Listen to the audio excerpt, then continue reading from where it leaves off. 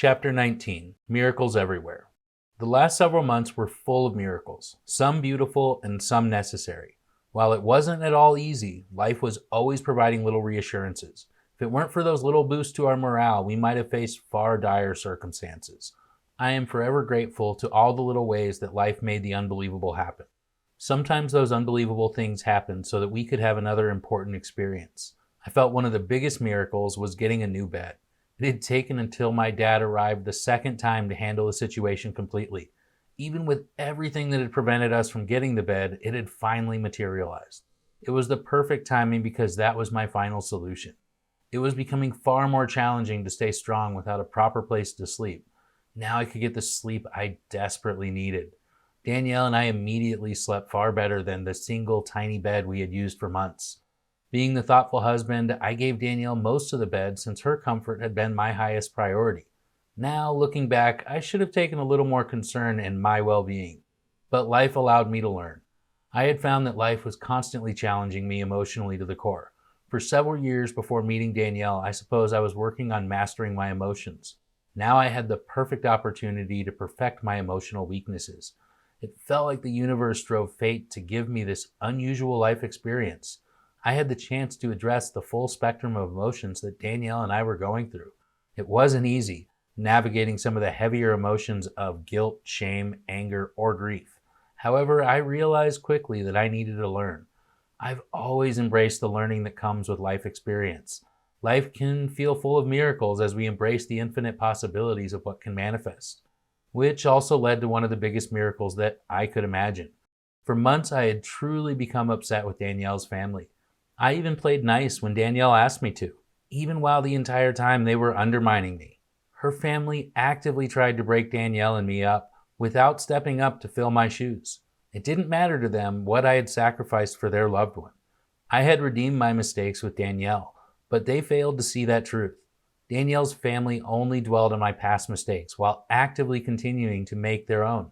I remained patient, but still ever so aware of the continued problems. I was becoming increasingly upset, especially after the last visit. Every conversation just fed that anger in me. Even Danielle could see the problems with her family never changed and never improved. I could see the agitation coming to a head and her realization that things were not going to shift. I view it as a miracle because of how it manifested and the benefits we received. I doubt Danielle's family would agree since I believe it was the last time she ever spoke to them. Some miracles work out in our favor, while others may seem tragic from another perspective. I can't deny the tragedy of the miracle, but it was still a miracle to me. The miracle happened on a typical afternoon while the nurse was visiting Danielle. Danielle answered a call from her sister over speakerphone. We all could clearly hear her sister crying into the phone hysterically before Danielle turned the call to private. She was yelling into the phone about a dream she had about Danielle. In the biggest case of irony, the dream was a nightmare about never being able to talk to Danielle again. Danielle lost it on her sister almost immediately. I was upset and reached out for the phone. Danielle handed the phone to me after a few choice words. I immediately left the room and proceeded to reprimand her sister for the last time. I returned and apologized for the outburst, but instead Danielle and the nurse commended me for the way I handled myself. Danielle wasn't up for dealing with their behavior anymore. She decided to stop all further communications after that phone call. If Danielle was finally done talking with them, then I was finished too. Danielle also decided that afternoon that she was done taking phone calls entirely. The phone calls were already causing her headaches, and we constantly had to keep electromagnetic devices out of the room. I couldn't have my phone in the room or the Wi-Fi on except for brief intervals. She had already reduced her phone calls down to mostly necessary calls to hospice. Hospice would call several times a week to check on Danielle. She would say just enough to convey what she needed as I held the phone next to her on the speakerphone. Danielle would then say, "I'm finished speaking to them," signaling me to move the phone away to finish the conversation. Often this was because she would feel discomfort from using electronic device. I never felt like she was rude. Her family couldn't understand this, and she was done trying to make them. No more family meant much less stress invading our space. However, Danielle's family was not going to be fine with being cut off completely. My anger towards her family made me unable and unwilling to provide a healthy line of communication. Danielle and I decided to ask the ladies who were helping us to communicate on our behalf. They all agreed to help. Even accepting the conditions Danielle had was sharing certain information. At this point, Danielle told hospice to stop sharing any information with her family. Danielle was rightfully angry, but I felt she went a little far to make them suffer. It was clear that their behavior had resulted in almost a complete shutdown from Danielle. She was tired of them, and after seeing my transformation, it was eye-opening to her situation. Her family just continued their poor behavior while I had shown a great capacity to change. Danielle desperately wanted to change her relationship with her family. She was dealing with problems over and over to have a breakthrough potentially. It was always an uphill battle for Danielle. I found some people are just naturally toxic, and removing them from your life is the healthiest thing that can happen. After almost 5 months, Danielle finally stopped trying to win favor with her mother, including exerting energy to deal with her sister's emotional baggage.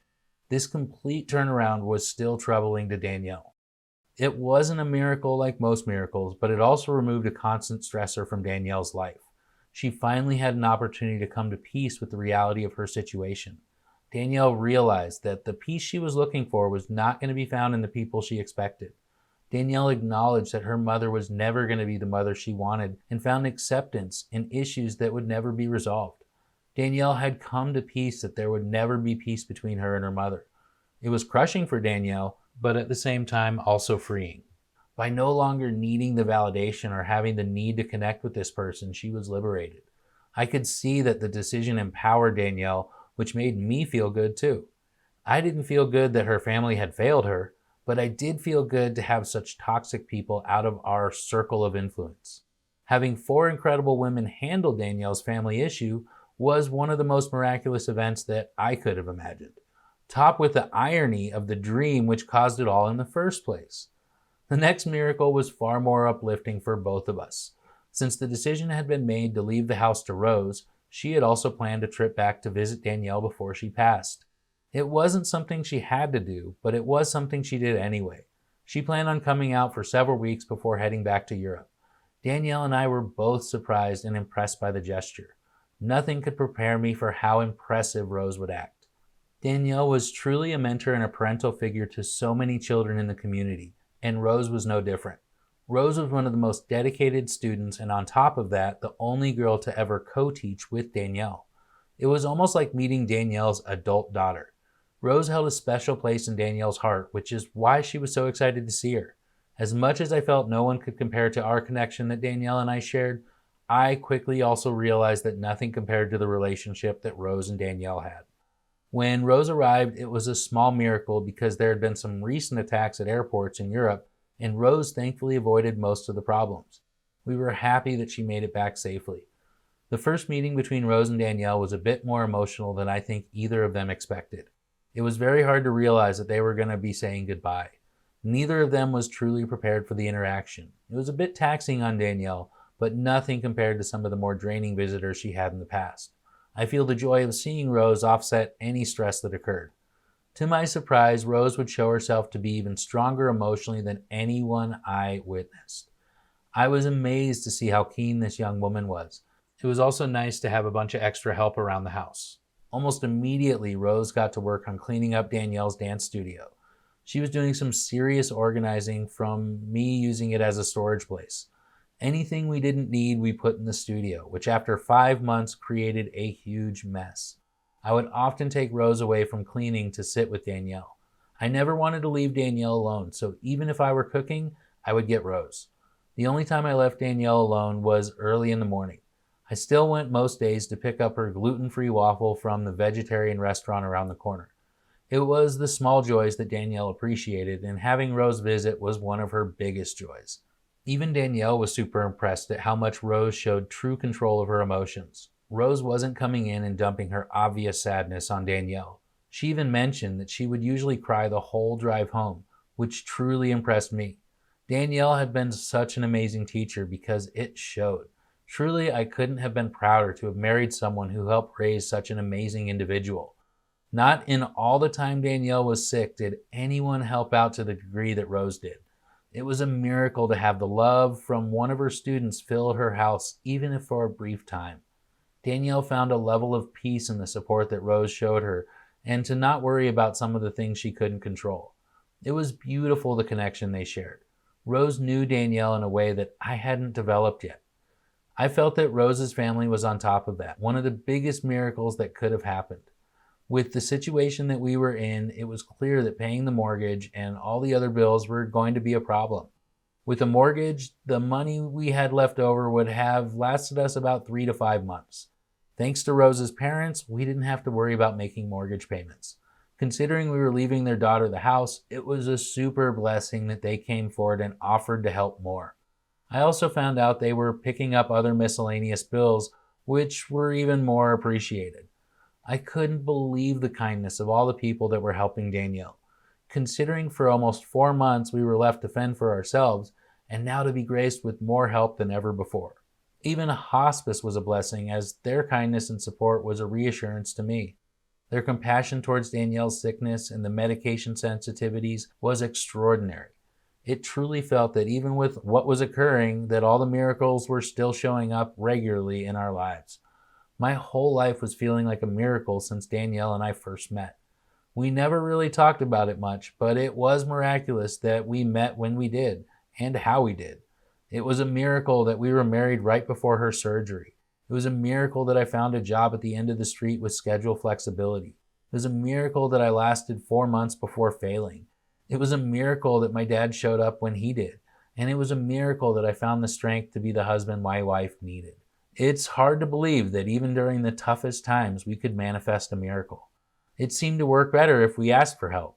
I still believe a huge miracle just so happened to cross our paths was also when Danielle and I were at one of the lowest points in treating her symptoms. We were having huge difficulties managing the pain that was caused by her cancer. The concerns with using prescription medications were also at a record high. Danielle wanted a solution that wasn't going to cause further problems.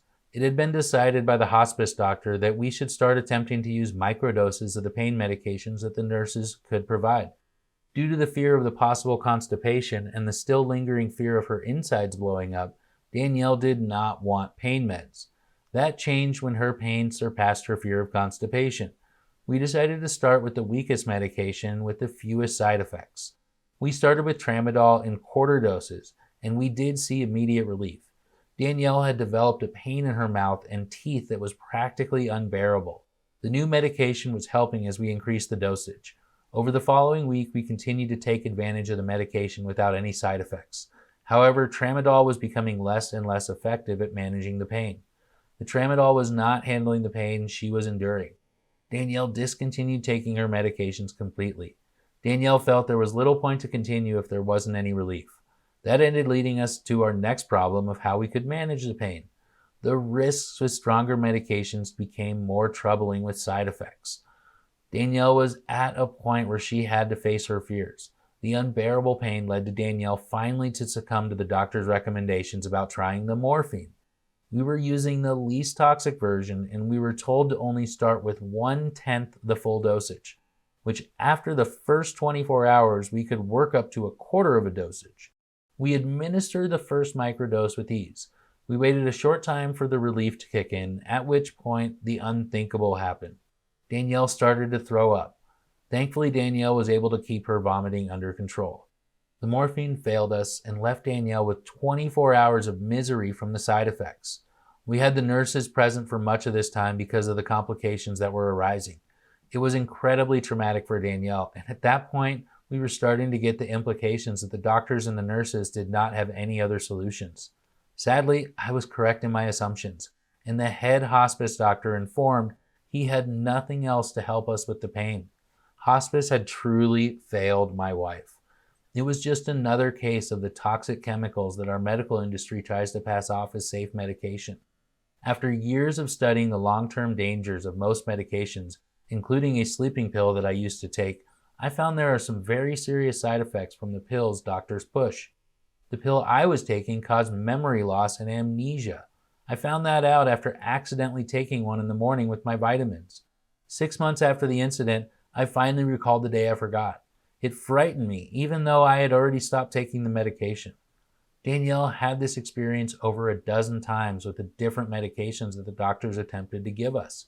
It wasn't a solution if the problems became worse than the condition the drugs were meant to fix. For her entire life, she had faced this dilemma, and now it was one of her biggest fears to have that nightmare come true. This broke Danielle's remaining will to live.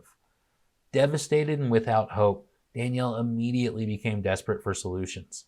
Since hospice had said that there was nothing they could do, Danielle resorted to thinking outside of the box. The conversation that ensued still gives me the creeps. Danielle had already shown signs of being suicidal, but still unable to follow through. I even hid all the knives in the house as a precaution. It wasn't easy to face the fact that she wanted to end her life, but it wasn't much of a life considering the misery she was experiencing. With everything that was happening, it forced the conversation of how to end her life. The first most logical option was looking into the right to die states. Several states in our country allow a pill that would end my wife's life. The process to be approved usually takes months. Additionally, none of those states were nearby, and it would take time to get everything approved. This was not ideal because Danielle wanted to end her life immediately.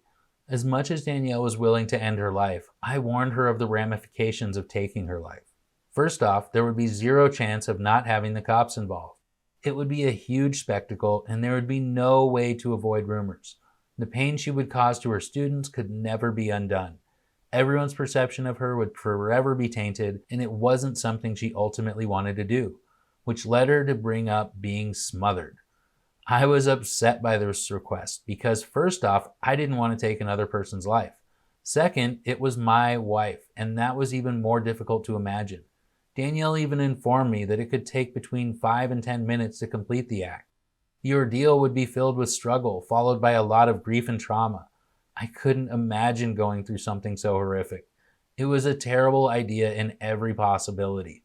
Truthfully, I wouldn't consider it as long as it sounded worse than what we were going through.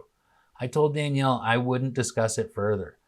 I was worn out from such talk and needed to take a break. There was no possible way I was going to allow Danielle to commit suicide. That night, I prayed for a miracle.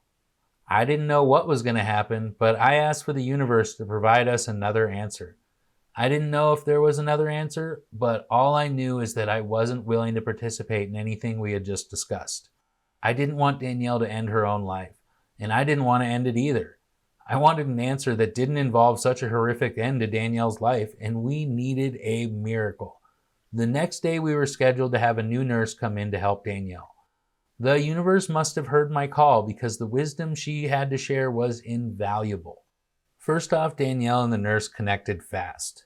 Danielle brought up that she was doing miserable and was wishing she could end all the pain. To my surprise, off the record, the nurse told us that she had wished her mother stopped eating the last couple months of her life. We were both a bit dumbfounded at the response, and it wasn't something we had ever considered. The nurse proceeded to tell us that her mother's passing would have been far easier if she had just stopped eating. However, the nurse also recommended that Danielle continue drinking so that she didn't get backed up. Danielle was almost on board right away, and before the nurse even left, had sworn off food. The next visit that day was a couple hours later and wasn't a typical visit either. Due to the recent complications with Danielle, hospice had sent out the director of training who we had met with when we signed up. Danielle liked this woman and was glad to see her again. It wasn't very long into the visit that Danielle brought up the idea of not eating. I was a bit surprised that Danielle brought it up considering the audience, but it ended up being the best thing she could have done. The director proceeded to tell us that if Danielle was going to decide to stop eating, that she should also stop drinking too. We were even more shocked by that response and a bit confused. She told us that in Arizona, choosing to stop eating and drinking was the only legal way for someone to end their life. It was their choice, and if she made that choice, then no one could force her to eat. The director told us that she taught a class about it over the weekend. It was mind-blowing to have this information fall into our lap. The director explained to us that the reason she also should stop drinking is that her body could potentially linger for several months on just water. The lack of movement had put her body into something more like a coma state versus a healthy body that needs lots of energy.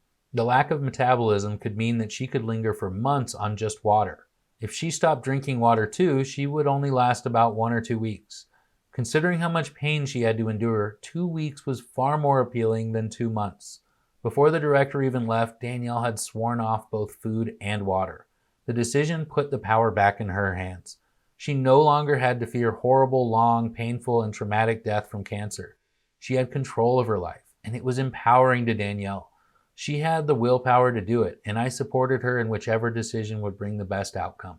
Little did I know just how much of a better choice it was. Considering that most days only had 1 or 2 visitors per day, it was rather unusual to have a third visitor. However, the third visit would complete a holy trinity of messages. We were destined to have a third person come in to give us one more vital piece of information. The third visitor just happened to be one of the incredible volunteers. She wasn't a doctor or a nurse, but she did have one amazing father. According to her father, in a study that he performed, he found that choosing to stop eating and drinking was the most humane way for a person to die. She stated that compared to all the different ways that people die, that choosing to stop eating and drinking was the least traumatic. He even compared it to the medical industry's morphine-induced coma death. It even reassured Danielle because it was even more humane than the pill from the states that have the right to die program. The most interesting aspect I discovered was that most people that receive the right to die pill never actually use it. The peace of mind gained often allows people to approach death without fear. Danielle was going to be the ultimate test because as much as it was far more peaceful death, it also involved having a strong will. The nurses told us that they had never actually witnessed someone successfully making it more than several days before the desire to eat and drink would kick in. Danielle was going to have to prove that it wasn't going to be a problem. Her desire to end the pain was far stronger than her desire to live in pain. She still had a desire to live, but only if the disease could go away too. As if the answer we received wasn't already a huge miracle, the results would be even more miraculous. A perfect trifecta of people arriving to provide an answer that gave Danielle hope. That hope would not be lost as we would see profound changes. The pain that Danielle was feeling in her mouth almost disappeared within the first 24 hours of her decision to stop eating and drinking. A total shift happened, and for the last 2 weeks, we were in for one of the most amazing yet difficult experiences of my life.